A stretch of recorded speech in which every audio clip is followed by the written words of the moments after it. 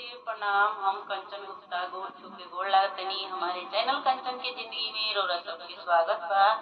त आज लेके आयल बनी हम विदाई गीत, बेटी विदाई गीत। अगर हमारा गीत अच्छा लगे तो लाइक सब्सक्राइब शेयर करना और कमेंट में बताना दोस्तों कि हमारा गीत कैसा लगा। तो चलिए सुनाते हैं।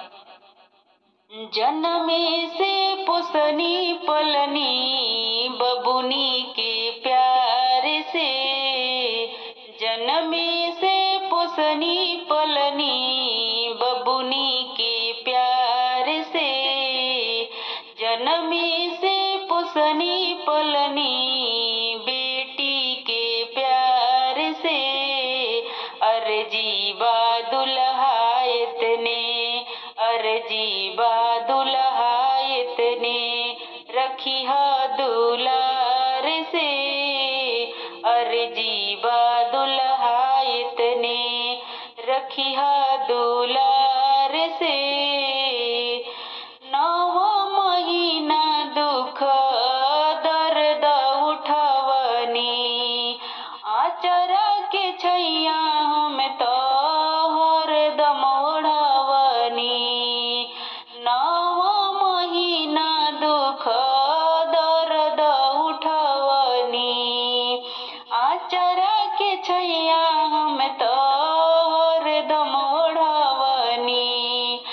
इनका के सिंचनी अपना, इनका के सिंचनी अपना दूधवा की धार से।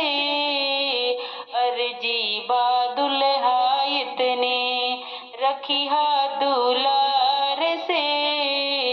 अर्जी बा दुल्हा इतने, रखी हा दुलार से। अर्जी बा दुल्हा इतने, रखी हा दुलार से। आंगना के चांद आजो भैली पराई, फाटला करेज कैसे करी हम विदाई। आंगना के चांद आजो भैली पराई, फाटला करेज कैसे करी हम विदाई।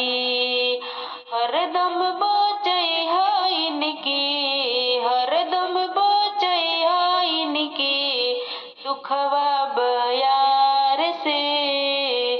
हरदम बचै हा इनके दुखवा बयार से। अर्जी बा दुल्हा इतने, अर्जी बा दुल्हा इतने, रखी हा ध्यान से। अर्जी बा दुल्हा इतने, रखी हा दुलार से। अर्जी बा दुल्हा इतने, रखी हा संभाल के। जन्मे से पुसनी पलनी बबुनी के प्यार से, जन्मे से पुसनी पलनी बेटी के प्यार से। अर्जी बा दुल्हा इतने, अर्जी बा दुल्हा इतने, रखी हा दुलार से। अर्जी बा